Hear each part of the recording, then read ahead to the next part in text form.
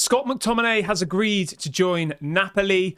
Kadioglu transfer HIJACK, and United in talks with Atalanta over deal for Ederson.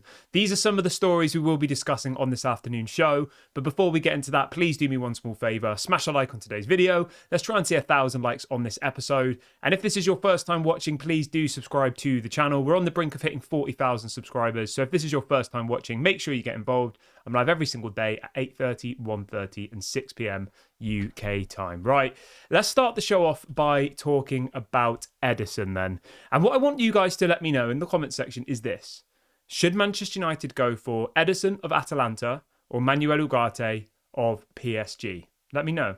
If there's someone else you want instead, you can give me that name if you want. But realistically, these are the two key targets that Manchester United are looking at. There are obviously other options like Sanderberg, Amrabat, Rabiot, but they're much further down the list. The two people that Manchester United are reportedly interested in is Ederson and Manuel Ugarte. So this story is coming out from multiple different Spanish, Italian, Manchester Evening News. It's all over the internet this afternoon. And the headline is this, that apparently Manchester United have inquired directly to Atalanta over a potential deal for Ederson. And they have said that apparently Manchester United are constantly in talks with Atalanta over a potential deal.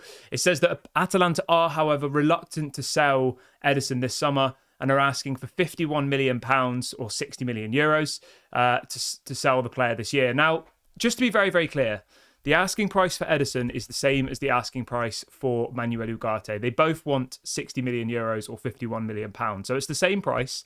And that's why I think it's an interesting comparison to see how you, the fan, would go. Like, who would you go for, Ederson or Manuel Ugarte?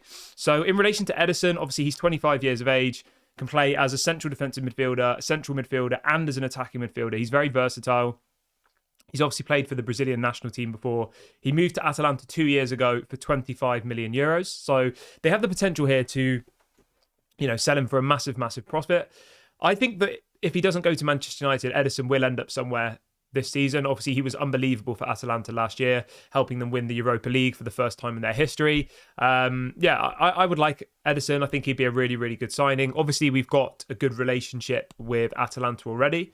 I would be open to it. But is he better than Manuel Ugarte?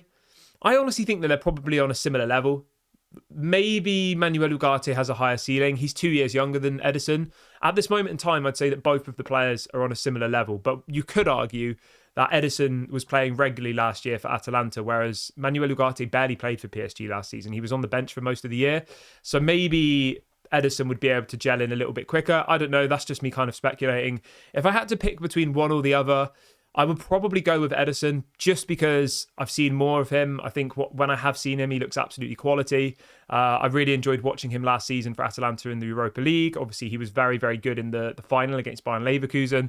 Whereas I haven't really seen much of Manuel Ugarte other than him at the Copa America because he barely played for PSG last season. And I think, it's easier for me to side with someone that I've seen more of. So maybe Manuel Ugarte is better. But I think from what I've seen, Ederson would be a really, really solid player.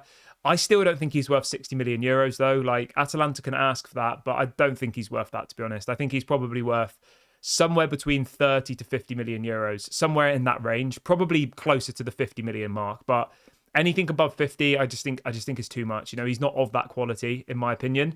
Whereas someone like Zubimendi, I think you could maybe justify paying 50 million euros for, somewhere around that price, because he clearly is very, very good. Like we saw in the Euros final, Rodri comes off the pitch and everyone thought England's going to win. This is going to be easy. Zubimendi takes his place and he's better than Rodri in that game. So, yeah, I'm not saying that just because of one game I think he's worth 50 million. I just think that Zubimendi is a very specialist CDM, whereas, as I said, Ederson is quite versatile. He can play in lots of different positions. He's not a specialist CDM. But if I had to pick between the two, I probably would go with Ederson.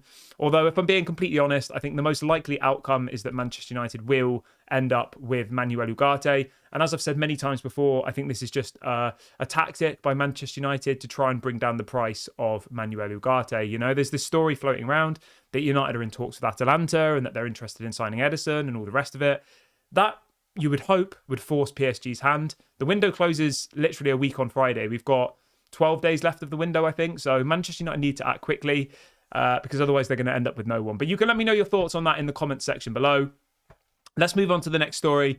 And the next one is about Scott McTominay. So this is being widely reported this afternoon from various different Italian outlets, Italian journalists. And the headline is that apparently Scott McTominay has now agreed personal terms with Napoli. Apparently he has told Napoli he wants to join the club and has spoke with Antonio Conte directly. So McTominay effectively says yes to Napoli, terms agreed, wages agreed. All of that stuff is done. The only thing that needs to happen now is Napoli need to submit the bid. The bid apparently needs to be 30 million euros. That's the minimum Manchester United will accept, which I think is probably fair. 1 year left on his contract. I think he turns 28 in a couple of months.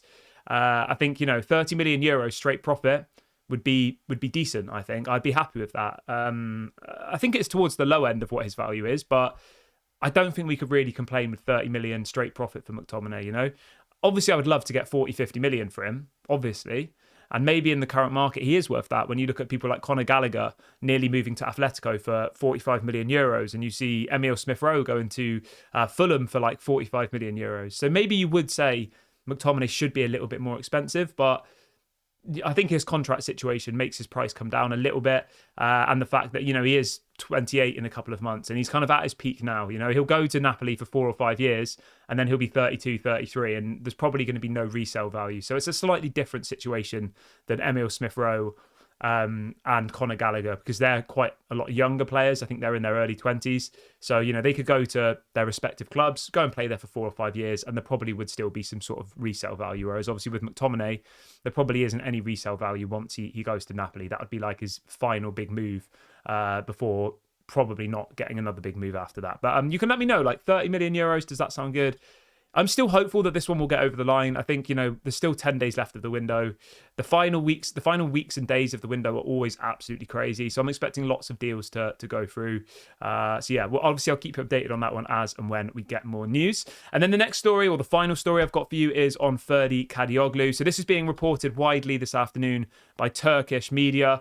It's also being reported by the Manchester Evening News. The BBC have got it on their gossip section as well. So it's, it's been pushed around quite a lot. And the headline is that apparently Manchester United are intensifying their efforts to sign Fenerbahce left-back Ferdi Kadioglu. It goes on to say that apparently Manchester United have been in contact with Kadioglu's representatives in the last couple of days to discuss a potential move to Manchester United. Now, just to give you the full picture of what's going on with Ferdi Kadioglu, Brighton at the moment are the most advanced in the negotiations for Ferdi Kadioglu. They've been trying to sign him for quite a few days.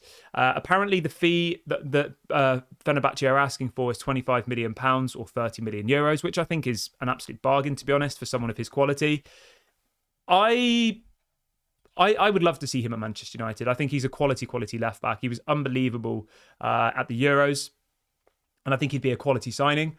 I just wonder whether Manchester United are going to have the funds to be able to get this one over the line. If we keep being told that we need to sell to buy. Now, is that just a tactic by Ineos to bring the price down? Maybe. But at the same time, we have just signed Mazraoui, who can play at left back. Obviously, we've got Martinez, who can play at left back. We've got Dalot, who can play at left back. And then obviously you've still got Malacia and Shaw, who will come back at some point. And you've also got Harry Amas. So effectively now, we have got 6 players who can play in the left-back position, And if you go through from start to finish, I would say first choice is probably Dalot now. Then I'd say it's Mazraoui. Then I would say it's probably Martinez. Then it's probably Harry Amas as the 4th choice. Luke Shaw's the 5th choice and Malacia is the 6th choice. And that's only because they're just never available. Obviously, if Luke Shaw was available every week, he'd start every week. But the reality is he's going to come back in October. He'll probably play like one game and then get injured again for another 6 months. So for me personally, Luke Shaw and Malacia are right down the bottom of the pecking order. And going forward, my starting left back would be Dalot and my starting right back would be Mazraoui. So do we need a new left back? I mean, Ferdi Kadioglu is a specialist left back. He is very, very good quality. He probably is better at left back than Diogo Dalot is, because Dalot is more of a right back, really. So when you look at it like that, it would be a good deal to do. 24 years of age, very versatile. He can play at left back, right back, and he can play as a CDM, which is, I think, a very, very appealing prospect. He has played in the Eredivisie as well when Erik ten Hag was managing Ajax, so obviously Erik ten Hag knows him. So yeah, I mean, it would be a great signing. And if we could get him and Manuel Ugarte or him and Ederson before the end of the window, I'd be very, very happy. And I think it would definitely maximise our chances of, achieving our goals this season. Do I think it will happen? you never know in football. You never know.